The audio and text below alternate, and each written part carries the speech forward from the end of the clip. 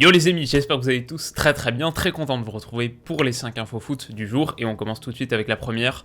C'est le trophée des champions remporté par le Paris Saint-Germain hier soir contre l'OM. Alors sur le papier je trouvais que ça avait de quoi être un des PSG-OM les plus tristounets de ces dernières années. Déjà le contexte, match de milieu de semaine, trophée des champions qui n'est pas nécessairement le plus glamour de la terre, et puis dans ce Bollaert vide qui est déjà un crime, un réel crime footballistique, dans ce Bollaert vide avec une pluie battante et un filtre gris pendant 90 minutes, en tout cas pour ceux qui ont vu le match à la télé, comme tout le monde en fait. Et bah voilà, c'était mal parti, on va dire, mal engagé. Pourtant, j'ai vu une rencontre extrêmement plaisante. Alors certes, la pelouse mouillée a, on va dire, fait des siennes et compromis quelques initiatives techniques, mais globalement, j'ai vu un match assez ouvert et disputé. En réalité, l'OM a eu ses temps forts avec quelques séquences de qualité, quelques mouvements intéressants, mais a sûrement manqué de talent individuel, notamment devant. Pour conclure, quand tu vois la différence et quand tu vois ce Marseille qui mobilise 3 joueurs différents au poste de numéro 9, 3 joueurs qui se sont succédés, Payet en première mi-temps dans un rôle de faux neuf, beaucoup de décrochage, mais ensuite Radonjic pendant une dizaine de minutes au retour des vestiaires pour apporter un peu plus de profondeur, et à la 55e minute, l'entrée de Benedetto, donc pendant un peu plus d'une demi-heure, 3 numéros 9 qui se succèdent sans réellement réussir à trouver la solution. Ici par exemple, disons que j'aurais préféré avoir Milik, et quand on voit en face le bon match, voire très bon match d'Icardi, ça dit pas mal de choses, et ça explique pas mal de choses sur le rapport de force et sur la manière dont ce match a tourné. En tant qu'observateur, très intéressé par les premiers pas de Pochettino, je pense pas qu'il y a de réelles leçons à tirer de l'animation du Paris Saint-Germain hier, mais c'est sûr que le retour en forme, en tout cas le retour réussi de son numéro 9, c'est quelque chose qui va lui faire plaisir. J'ai bien aimé le match de Di Maria aussi avant que la rencontre et le terrain ne s'ouvrent.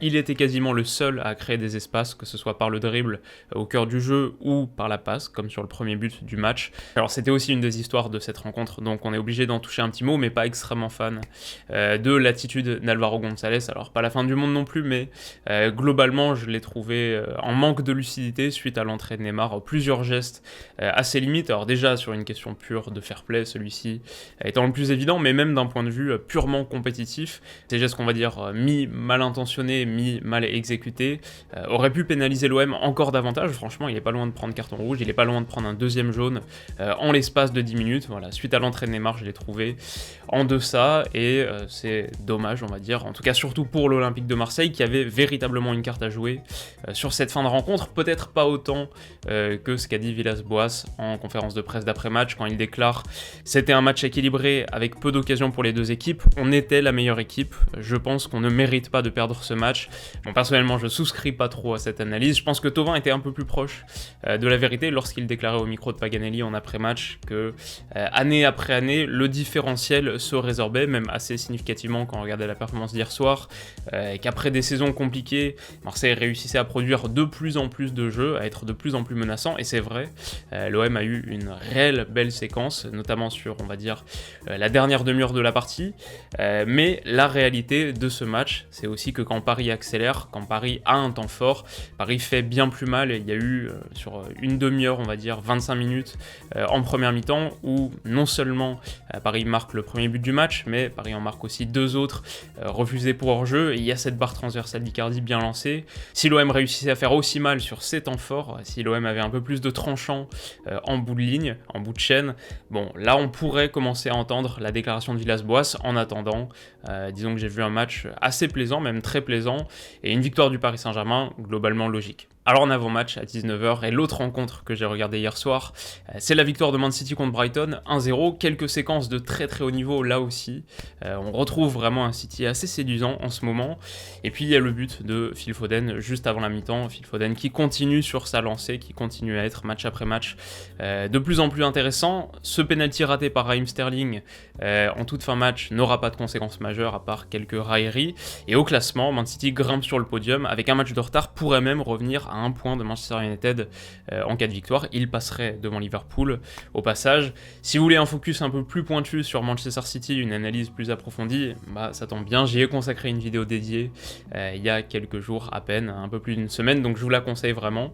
Je vous mets le lien qu'il faut en description. En tout cas, une victoire de plus pour City qui se replace dans la course au titre, et voilà, on a vraiment une tête, un sommet de Première Ligue super intéressant, profitons-en.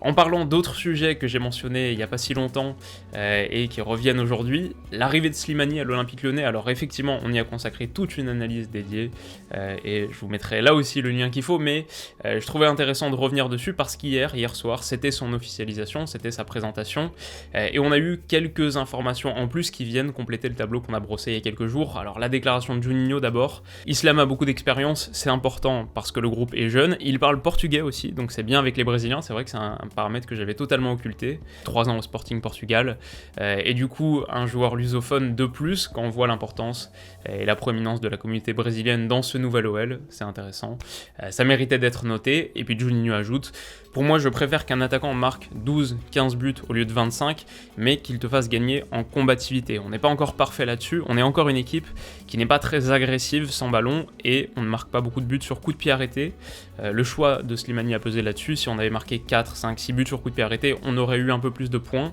et enfin, son envie de venir, c'était pareil avec Tino, voir des joueurs qui viennent chez toi et qui démontrent l'envie de porter le maillot, ça fait beaucoup. Alors, plusieurs remarques intéressantes, et en tout cas, je pense, ce qui est rassurant quand on est supporter de l'OL comme moi, c'est d'avoir un directeur sportif et une direction sportive qui est avec laquelle je partage l'analyse, je partage le ressenti, on voit les mêmes matchs, visiblement, c'est rassurant, et sur le déficit d'intensité et de combativité sans ballon, c'est vrai, on l'a vu d'ailleurs, même pas plus tard qu'il y a quelques jours, contre Rennes, donc c'est un bon point, et si Slimani peut apporter des choses là-dessus, même sur, on va dire, 30 minutes par match, c'est déjà ça de gagner, donc ok, plutôt d'accord avec ça.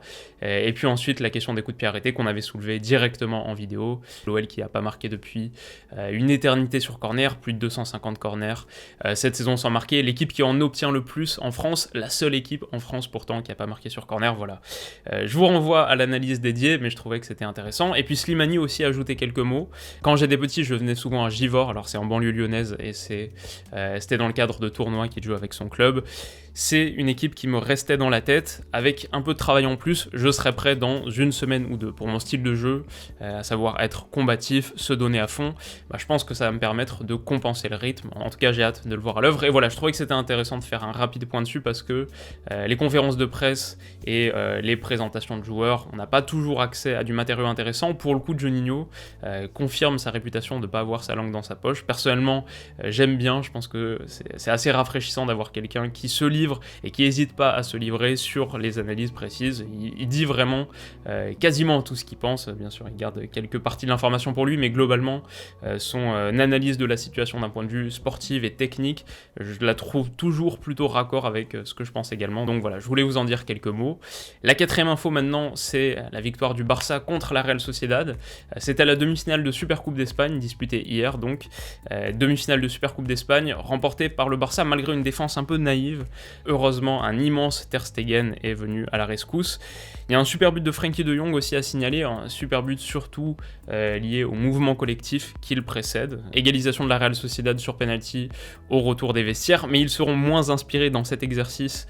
Ensuite, ils ratent les 3 premiers tirs au but de leur séance. Griezmann et de Jong d'ailleurs ratent le leur, mais voilà, finalement, grâce à la conversion de Riqui Puig, ils iront en finale. Ce soir, donc, le Real Madrid affronte Bilbao pour se disputer la 2e place de cette finale. Une finale qui aura lieu dimanche, et donc potentiellement un classico en vue qui était relativement inespéré, en tout cas imprévu de mon côté, je ne l'avais pas vraiment en tête. Potentiellement dimanche soir, un Real Madrid-Barça, ce sera à Séville. Enfin, je voulais toucher un mot de la Coupe d'Allemagne, parce qu'il y a eu quand même un exploit assez retentissant, une nouvelle assez majeure, c'est l'élimination du Bayern par une D2 allemande, par Kiel, en 16e de finale de Coupe d'Allemagne, malgré un super coup franc de Leroy Sané, Kiel revient au score à 2 reprises, avec notamment le but du 2 partout au bout du temps additionnel, et ils vont marquer tous leurs tirs au but dans la foulée, alors que Marc Roca rate le sien. C'était une vraie équipe du Bayern, hein, c'était pas l'équipe C. Il y avait Thomas Müller, il y avait Manuel Neuer, il y avait Leroy Sané, il y avait Gnabry, il y avait Kimmich, il y avait Alphonso Davies, et puis quelques rotations sur certains postes. Mais voilà, globalement, une vraie ossature Bayern. Ils perdent ce match, et alors, ils concèdent le nul et ils le perdent au tir au but. mais on a vu dans cette rencontre aussi quelques signes, quelque chose qu'on voyait déjà l'année dernière, même à l'époque où le Bayern roulait sur l'Europe. On a vu une fragilité confirmée, c'est dans le dos de cette défense très haute. Alors sur le but de l'égalisation, le but pour revenir à un partout, Niklas Süle est pris dans son dos, voilà une ligne très haute comme on l'a dit, qui peut être prise à revers. Kiel accède donc au 8e de finale de Coupe d'Allemagne, c'est une belle saison pour eux, c'était la première fois de leur histoire compétitive en tout cas, qu'ils rencontraient le Bayern, mais ça pourrait se reproduire dès la saison prochaine, puisqu'ils sont actuellement sur le podium de Bundesliga 2, voilà, c'était le point Kiel, je sais que vous l'attendiez tous. Et donc pour la question du jour, qui fait suite à la réflexion selon laquelle voilà, on voit le Bayern un petit peu moins bien, qui avait perdu contre Gladbach aussi vendredi dernier, on voit Liverpool qui a perdu la tête de Premier League et qui est moins impressionnant que la saison dernière ou la saison d'avant. La question que je vous pose, c'est suite au déclin relatif de ces deux cadors, en tout cas un petit moment de méforme passagère, si vous deviez répondre à la question suivante, qui est aujourd'hui la meilleure formation d'Europe? Qui aujourd'hui est l'équipe que vous classeriez numéro 1 dans un power ranking des meilleures formations européennes? Voilà, il n'y a pas si longtemps, j'aurais répondu d'une manière assez évidente, le Bayern ou Liverpool, voilà, ces deux vraiment au sommet. Aujourd'hui, c'est peut-être un peu plus disputé, donc ça m'intéresse de savoir ce que vous en pensez. Comme hier, vous m'avez donné une réponse assez fournie pour la plupart, vraiment c'était très intéressant de vous lire, donc n'hésitez pas, dites-moi tout ce que vous en pensez dans les commentaires, et on va s'arrêter là pour aujourd'hui.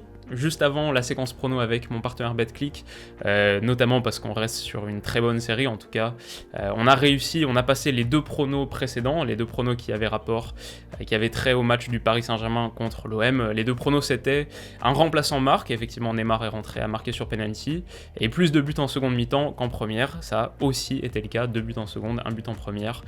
Donc un scénario plutôt conforme à ce qu'on imaginait. Est-ce que ça peut être le cas sur les deux matchs qu'on va choisir ici? Le premier étant bien sûr à Liverpool United dimanche 17h30, c'est un match entre le leader United et son dauphin Liverpool, donc bon déjà l'intérêt est là, mais j'ai un peu du mal à me prononcer sur l'issue de cette rencontre. J'ai préféré partir sur l'identité du buteur et Bruno Fernandes à 2,85, ça me semblait pas mal. 11 buts cette saison en 17 apparitions de Premier League, il tire les penalties face à une défense de Liverpool qui est amoindrie par les blessures, notamment celle de Virgil van Dijk. Voilà, ça pourrait jouer, il pourrait y avoir un penalty de concédé, donc voilà, Bruno Fernandes à 2,85, pourquoi pas. Et mon deuxième pari, c'est sur une autre très belle rencontre de ce week-end, c'est également dimanche, et c'est Inter-Juve, où je vois simplement la Juve l'emporte, remboursé 6 matchs nuls. Voilà, j'exclus pas du tout la thèse du match nul, mais je vois un Inter peut-être un peu moins fringant qu'en début de saison. Il y a cette défaite contre la Samp récemment, match nul de partout contre la Roma, une bonne Roma, mais tout de même, voilà, 2 matchs sans l'emporter en Serie A. La Juve qui a battu le Milan AC la semaine dernière, qui peut-être retrouve un petit peu d'allant. Voilà, la Juve l'emporte à 1,85, match nul, votre mise est remboursée. Ça me semble pas mal, si vous voulez miser tout ça, vous pouvez le faire sur BetClick. Vous pouvez bénéficier de leur offre de bienvenue avec mon code promo Willou. N'hésitez pas, je vous mets le lien qu'il faut en description, et de notre côté on se retrouve très vite pour la prochaine, je pense demain, pour à nouveau les 5 infos du jour. Si cette vidéo vous a plu, et merci pour tous vos retours sur la précédente, ça fait vraiment chaud au cœur. Si cette vidéo vous a plu, petit pouce bleu, si vous voulez pas rater la suite, abonnez-vous à la chaîne, on se retrouve très vite pour la prochaine, alors prenez soin de vous, et à bientôt. Bisous.